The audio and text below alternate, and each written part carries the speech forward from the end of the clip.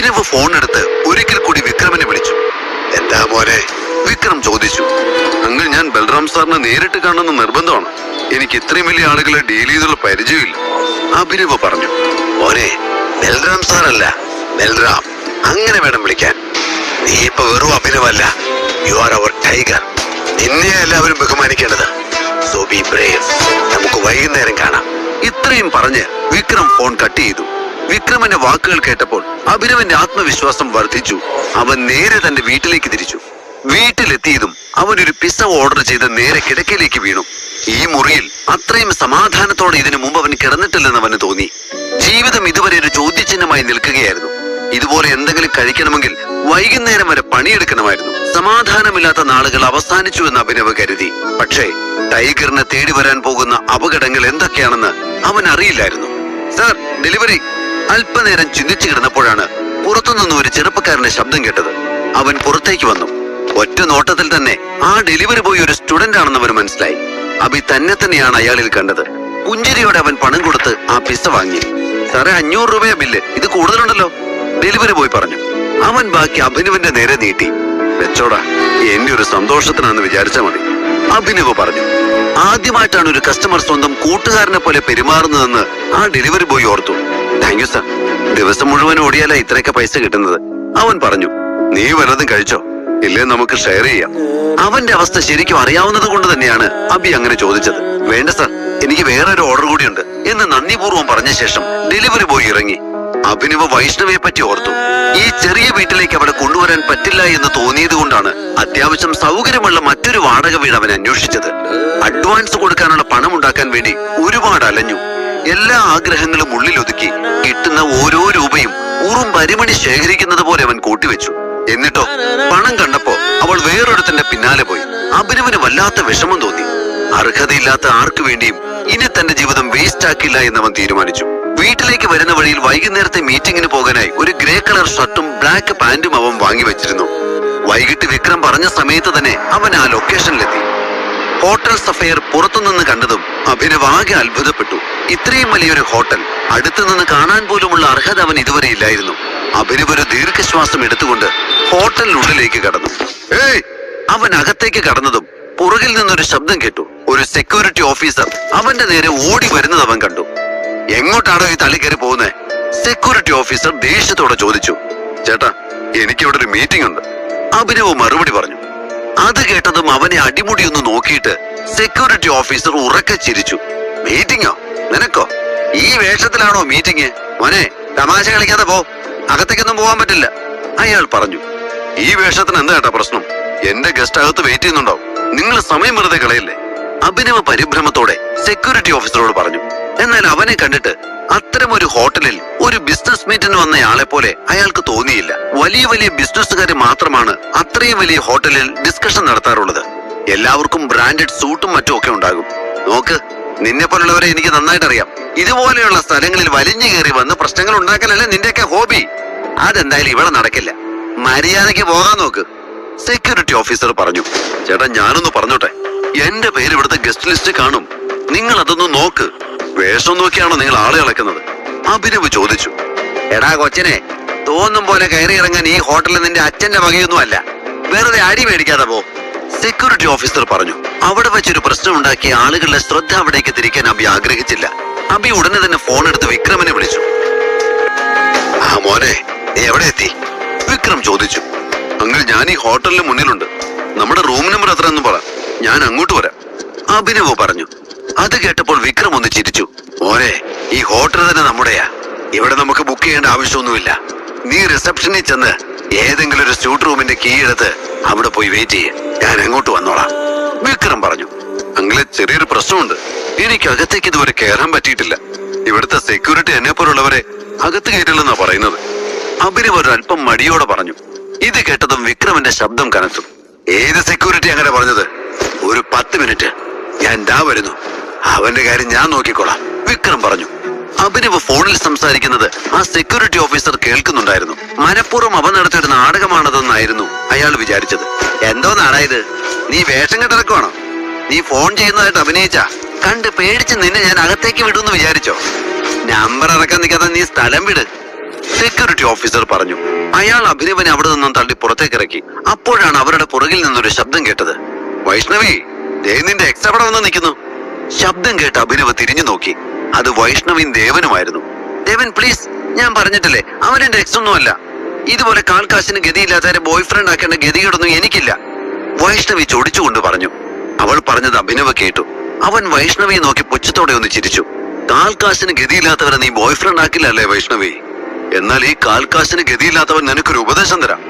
ആളുകളുടെ പോക്കറ്റിനെ കനം നോക്കി സുഹൃത്തിനെയും ബോയ് ഫ്രണ്ടിനെയും തിരഞ്ഞെടുക്കുന്ന നിന്റെ ഈ സ്വഭാവം ഉണ്ടല്ലോ, ഇത് നിന്നെ നിന്റെ നാശത്തിലെത്തിക്കും. ഞാനാ പറയുന്നത്. അഭിനവ് പറയുന്നത് കേട്ട് വൈഷ്ണവ് കൈയടിച്ചുകൊണ്ട് അവനെ നോക്കി കളിയാക്കി ചിരിച്ചു. മാസ് ഡയലോഗ്, ആരും കേൾക്കണ്ട. കേട്ടാ നിന്നെ പിടിച്ച സിനിമയ്ക്ക് സ്ക്രിപ്റ്റ് എഴുതിപ്പിക്കും. അഭിനവ് അത് കേട്ടത് ഒന്നും മിണ്ടാതെ നിന്നു. അല്ല, നീ എന്താ ഇവിടെ? കുടിച്ചു ബോധമില്ലാതെ വഴുതിട്ട് വന്നതാണോ? ദേവൻ ചോദിച്ചു. വിക്രം സാർ വിളിച്ചിട്ട് വന്നതാ, അഭി പറഞ്ഞു. അത് കേട്ടതും ദേവന്റെ നെറ്റിയൊന്ന് ചുളിഞ്ഞു. ഓ, നീ അങ്ങേരുടെ ഏതോ ഡ്രൈവറുടെ മോനാണല്ലോ. സത്യം പറയടാ, ആ വഴിക്ക് വല്ല ജോലിയും കിട്ടുമെന്ന് അറിയാൻ വേണ്ടി വന്നതല്ലേ? എന്നിട്ട് ചുമ്മാ ഡയലോഗ് അടിക്കുന്നു. വിക്രം സാർ വിളിച്ചത്രേ. ദേവൻ പറഞ്ഞു. ഇവൻ വന്നപ്പോ തുടങ്ങിയ സാറേ അഭിനയം. തലയ്ക്ക് സുഖമില്ലാത്ത ചെറുക്കനാണെന്ന് തോന്നുന്നു. എത്ര പറഞ്ഞിട്ട് മനസ്സിലാവുന്നില്ല. സെക്യൂരിറ്റി ഓഫീസർ പറഞ്ഞത് കേട്ട് ദേവനും വൈഷ്ണവിയും ചിരിക്കാൻ തുടങ്ങി. പെട്ടെന്നാണ് അവിടേക്ക് കറുത്ത നിറത്തിലുള്ള ഒരു ലക്ഷറി കാർ വന്ന് നിന്നത്. എല്ലാവരുടെയും ശ്രദ്ധ ഉടൻ അവിടേക്കായി. കാറിൽ നിന്ന് വിക്രം പുറത്തേക്കിറങ്ങി. ഒപ്പം മറ്റൊരാളും. 6 അടി പൊക്കത്തിൽ ആരോഗ്യ ദൃഢഗാത്രനായ ഒരാൾ. ബൽറാം.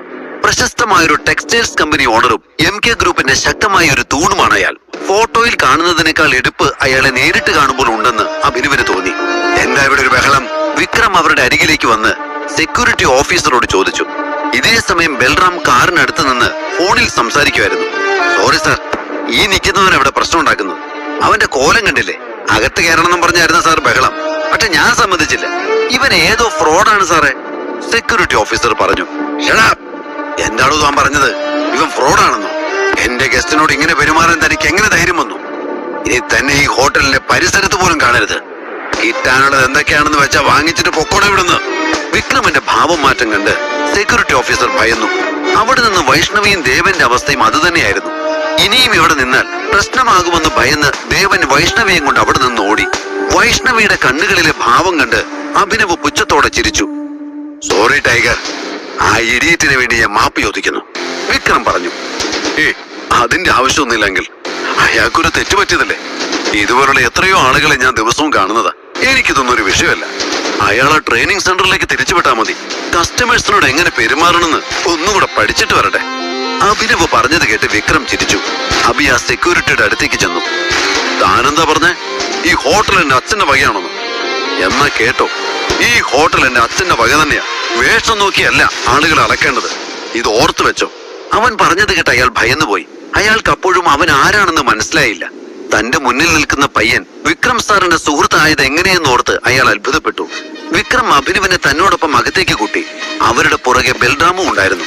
വിക്രം അഭിനവിനെ ഒരു ലക്ഷറി റൂമിന്റെ ഉള്ളിലേക്കാണ് കൊണ്ടുപോയത്. അവർ റൂമിന്റെ അകത്തേക്ക് പ്രവേശിച്ചതും മറ്റൊരു സെക്യൂരിറ്റി ഓഫീസർ അവരുടെ അരികിലേക്ക് എത്തി. വെൽക്കം ബോസ്, കുടിക്കാനെന്ത് എടുക്കേണ്ടത്? അയാൾ വിനയപൂർവ്വം ചോദിച്ചു. എക്സ്പെൻസീവ് ഹോട്ട് ഡ്രിങ്ക്സ് എന്തൊക്കെയാ ഉള്ളത്? സാർ, 5 lakhsന്റെ ടെക്കീലയുണ്ട്, 8 lakhsന്റെ വോഡ്കയുണ്ട്, 10 lakhsന്റെ വിസ്കി, പിന്നെ 11 lakhsന്റെ ജിൻ. ഇതൊക്കെയാണ് സാർ എക്സ്പെൻസീവ് ആയിട്ട് ഇപ്പോൾ ഉള്ളത്. ഏതാ എടുക്കേണ്ടതെന്ന് പറഞ്ഞാൽ? സെക്യൂരിറ്റി ഓഫീസർ ചോദിച്ചു. വില കേട്ട അഭിനവ് അമ്പരന്ന് നിൽക്കുകയായിരുന്നു. വളരെ പ്രധാനപ്പെട്ട ഗസ്റ്റാണ് ഇവര്. സോ ടോപ്പ് ബ്രാൻഡ് തന്നെ വേണം. പിന്നെ ഇന്ന് ഹോട്ടലിൽ എന്തൊക്കെയാണോ സ്പെഷ്യൽ ഐറ്റംസ് ഉണ്ടാക്കിയിട്ടുള്ളത് അതെല്ലാം എത്തിക്ക്, വിക്രം പറഞ്ഞു. Okay sir. സെക്യൂരിറ്റി ഓഫീസർ വിക്രമിനെ ബഹുമാനപൂർവ്വം വണങ്ങിക്കൊണ്ട് പറഞ്ഞു. ഈ സമയത്താണ് ബൽറാം വിക്രമിന്റെ അരികിലേക്ക് എത്തിയത്. എന്താണോ മദ്യത്തിന്റെ വിലയൊക്കെ നോക്കി തുടങ്ങിയോ? ബൽറാം കളിയാക്കിക്കൊണ്ട് ചോദിച്ചു. ആ, തൽക്കാലം അങ്ങനെ ഒരു ഉദ്ദേശം ഇല്ല. ഇന്നെന്റെ ജീവിതത്തിലെ ഏറ്റവും പ്രധാനപ്പെട്ട ദിവസമാണ്. ഇന്ന് വന്നിരിക്കുന്ന 2 അതിഥികളും എനിക്ക് പ്രിയപ്പെട്ടവരാണ്. അതുകൊണ്ട് തന്നെ വില കൂടിയ സാധനം തന്നെ വാങ്ങാന്ന് വിചാരിച്ചു. അത്രേ ഉള്ളൂ. ഓ, അതായിരുന്നോ? ബൽറാം ചിരിച്ചു. ഇതെല്ലാം കേട്ടു നിൽക്കുന്ന അഭിനവിന്റെ ചുണ്ടിലും ചിരി വിടർന്നു. വിക്രം അഭിനവിനെ നോക്കി. അവനൊന്നും മിണ്ടാതെ നിൽക്കുകയാണ്. മോനെ, ഇവിടെ നിനക്ക് നിന്റെ ഐഡന്റിറ്റി മറക്കേണ്ട ആവശ്യമില്ല. വാ, നമുക്ക് അങ്ങോട്ടിരിക്കാം. വിക്രം അഭിനവിനെ ക്ഷണിച്ചു. ആ മുറിയിൽ വളരെ മനോഹരമായ ഡെക്കറേഷനുകൾ ഉണ്ടായിരുന്നു. അവയെല്ലാം കൗതുകത്തോടെ നോക്കിക്കൊണ്ട് അഭിനവ് അവരുടെ അരികിൽ ചെന്നിരുന്നു. അവന്റെ കണ്ണുകൾ ബൽറാമിലേക്ക് നീണ്ടു. അഭിനവ് ബൽറാമിനെ തന്നെ നോക്കിയിരിക്കുന്നത് വിക്രം ശ്രദ്ധിച്ചു. ബൽറാം, ഒരു പ്രധാനപ്പെട്ട കാര്യം പറയാൻ വേണ്ടിയാ വിളിപ്പിച്ചത്. അത് കേട്ടാ നീ ഞെട്ടും. ഇതാരാണെന്ന് നിനക്കറിയോ? നമ്മുടെ ടൈഗർ, അതായത് നമ്മുടെ സഞ്ജയുടെ മകൻ. ടൈഗറിനെ നമുക്ക് തിരിച്ചു കിട്ടിയിരിക്കുന്നു. സസന്തോഷം വിക്രം പറഞ്ഞു. അപ്പോഴേക്കും ഹോട്ടലിലെ 2 സ്റ്റാഫുകൾ അവിടേക്ക് വന്നു. അതോടെ പറഞ്ഞുകൊണ്ടിരുന്ന വിക്രം പകുതിയിൽ നിർത്തി. നേരത്തെ വിക്രം ഓർഡർ ചെയ്ത വില കൂടിയ മദ്യക്കുപ്പികൾ അവരുടെ മേശപ്പുറത്ത് വെച്ചു. ഇനി എന്തെങ്കിലും വേണോ സാർ? അതിലൊരാൾ വളരെ ബഹുമാനത്തോടെ വിക്രമിനോട് ചോദിച്ചു. No, you may go, Vikram അവരോട് പറഞ്ഞു. അവര് രണ്ടുപേരും അവിടെ നിന്ന് പുറത്തേക്ക് പോയി. അപ്പോഴേക്കും ബൽറാം അതിലൊരു മദ്യക്കുപ്പി തുറന്ന് തന്റെ ഗ്ലാസ്സിലേക്ക് മദ്യം പകർന്നു. അയാളുടെ മുഖം അസ്വസ്ഥമായിരുന്നു. ഗ്ലാസ്സിലുള്ള മദ്യം ബൽറാം ചുണ്ടോട് ചേർത്തു. എന്താ വിക്രം നീ പറയുന്നത്? ഇവരാണോ ടൈഗർ? ബൽറാം പതിയെ ചോദിച്ചു. അയാൾ അഭിനവന്റെ മുഖത്തേക്ക് സൂക്ഷ്മമായി നോക്കുന്നുണ്ടായിരുന്നു. യെസ് ബൽറാം, ടൈഗർ നമ്മുടെ ഗ്രൂപ്പിലെ എല്ലാവരെയും പരിചയപ്പെടണമെന്നാണ് ആഗ്രഹം. അതിനുശേഷം കമ്പനിയുടെ എല്ലാ ഉത്തരവാദിത്തങ്ങളും ടൈഗർ ഏറ്റെടുക്കും, വിക്രം സന്തോഷത്തോടെ പറഞ്ഞു. സോറി വിക്രം, എനിക്ക് നീ പറയുന്നതെല്ലാം കേട്ടിട്ട് ചിരി വരുന്നു. ഈവൻ ടൈഗറോ? നിനക്ക് എങ്ങനെ അത് മനസ്സിലായി? പിന്നെ ഇതെല്ലാം നീ തന്നെയല്ലേ പറയുന്നത്? അവനെന്താ ഊമയാണോ? ബൽറാം കളിയാക്കുന്നത് പോലെ പറഞ്ഞു. എടാ, നീ അവനെ പറ്റി ഇങ്ങനൊന്നും സംസാരിക്കരുത്, എനിക്കത് ഇഷ്ടമല്ല, വിക്രം പറഞ്ഞു. അത് കേട്ടതും അഭിനവ് ചിരിച്ചുകൊണ്ട് ബൽറാമിനെ നോക്കി. എനിക്ക് നിങ്ങളുടെ ധൈര്യമൊക്കെ ഇഷ്ടപ്പെട്ടു. നിങ്ങൾ വലിയ ബിസിനസ്മാനൊക്കെ ആയിരിക്കാം, പക്ഷെ ആരുടെ മുന്നിലാ ഇരിക്കുന്നതെന്ന് നിങ്ങൾ മറക്കരുത്. എനിക്ക് അവകാശപ്പെട്ടത് ഏറ്റെടുക്കാൻ വേണ്ടി വന്നതാണ് ഞാൻ, അഭിനവ് തലയുയർത്തി പിടിച്ചു പറഞ്ഞു. അത് കേട്ട് വിക്രം അഭിമാനത്തോടെ അവനെ നോക്കി. ബൽറാം തന്റെ കണ്ണട ഊരി മേശപ്പുറത്ത് വെച്ചു. ഓക്കെ, സമ്മതിച്ചു. അപ്പൊ എവിടെയായിരുന്നു നീ ഇത്രയും നാൾ? ഒരു സുപ്രഭാതത്തിൽ വന്നിട്ട് ഞാനാണ് ബോസ് എന്ന് പറഞ്ഞാൽ എങ്ങനെയാ ഞാനിതൊക്കെ വിശ്വസിക്കുക? ബൽറാം ചോദിച്ചു. ഞാൻ എവിടെയായിരുന്നു എന്തായിരുന്നു എന്നൊക്കെ പിന്നെ സംസാരിക്കാം. ആദ്യം ഞാനാണ് ടൈഗർ എന്ന് തെളിയിക്കാൻ എന്താ ചെയ്യേണ്ടെന്ന് പറ, അഭിനവ് ചോദിച്ചു. അവന്റെ സംസാരം കേട്ട് വിക്രമന് ഒരുപാട് സന്തോഷമായി. ബൽറാം അപ്പോഴും അഭിനവിനെ സംശയത്തോടെ നോക്കുകയായിരുന്നു. MK ഗ്രൂപ്പിൽ ബൽറാമിന്റെ സ്ഥാനം അത്ര ചെറുതല്ല. ഗ്രൂപ്പിന്റെ പ്രധാനപ്പെട്ട തീരുമാനങ്ങളിൽ ബൽറാമിന്റെ ഇടപെടൽ ഉണ്ടാകും. തന്റെ മകനാവാൻ പോലും പ്രായമില്ലാത്ത ഒരുത്തൻ തന്നെ ഭരിക്കുന്നത് ബൽറാമിന് സങ്കല്പിക്കാൻ പോലും കഴിയില്ലായിരുന്നു. എന്നോട് കൊമ്പ് കോർക്കാൻ നീ തയ്യാറാണോ? ഒരു റൗണ്ട് നീ എന്നോട് മുട്ടി നിൽക്കുകയാണെങ്കിൽ നീ ടൈഗർ ആണെന്ന് ഞാൻ അംഗീകരിക്കാം. എന്നാൽ അതിന് പറ്റില്ലെങ്കിൽ വിക്രമന്റെ കയ്യിൽ നിന്നും എന്തെങ്കിലും നക്കാപ്പിച്ച വാങ്ങിയിട്ട് ഇവിടുന്ന് സ്ഥലം വിട്ടോണം. അല്ലാതെ വിക്രം കണ്ണടച്ച് വിശ്വസിച്ച പോലെ ഞാൻ വിശ്വസിക്കില്ല, ബൽറാം ഗൗരവത്തോടെ പറഞ്ഞു. അത് കേട്ടതും വിക്രം അതിനെ എതിർക്കാൻ തുടങ്ങി. ബൽറാം, വേണ്ട, ഇത് ശരിയല്ല. നമ്മുടെ കുട്ടിയെ നമ്മൾ തന്നെ അവിശ്വസിക്കരുത്, വിക്രം പറഞ്ഞു. എന്നാൽ ബൽറാം അതൊന്നും ശ്രദ്ധിച്ചില്ല. അയാൾ അഭിനവന്റെ മറുപടിക്കായി അവന്റെ കണ്ണുകളിൽ സൂക്ഷ്മമായി നോക്കി. അഭിനവ് മേശപ്പുറത്തൊരു ഗ്ലാസ്സിൽ ഒഴിച്ചു വെച്ചിരുന്ന മദ്യം എടുത്ത് വായിലേക്ക് കമഴ്ത്തി. ശേഷം ഗ്ലാസ് ടേബിളിലേക്ക് ശക്തിയായി വെച്ചു. അത് കണ്ടപ്പോൾ ബൽറാം ഒരു നിമിഷം സഞ്ജയെ ഓർത്തു. കാലിന്മേൽ കാലെടുത്ത് വെച്ച് അഭിനവ് പറഞ്ഞു. സമയവും സ്ഥലമൊക്കെ പറഞ്ഞോ, ഞാൻ റെഡി, ഇന്ന്, ഇപ്പോ, ഇവിടെ. ബൽറാം ആവേശത്തോടെ അതും പറഞ്ഞ് എഴുന്നേറ്റു. അത് കണ്ട് വിക്രം ഞെട്ടി. ബൽറാമിനെ പോലെ ഒരാൾ വെറുമൊരു പയ്യനായ അബി എങ്ങനെ നേരിടുമെന്ന് ഓർത്തപ്പോൾ അയാൾക്ക് വല്ലാത്ത ഭയം തോന്നി. ഇനി എന്താണ് സംഭവിക്കാൻ പോകുന്നത്? അഭിനവന് ബൽറാമിനെ നേരിടാൻ കഴിയുമോ? അതോ തന്റെ അച്ഛൻ കഷ്ടപ്പെട്ട് നേടിയെടുത്തതെല്ലാം ഉപേക്ഷിച്ച് എന്നേക്കുമായി MK ഗ്രൂപ്പിനോട് വിട പറയേണ്ടി വരുമോ? കൂടുതൽ അറിയാൻ തുടർന്ന് കേൾക്കുക ദ റിട്ടേൺ ഓഫ് ടൈഗർ.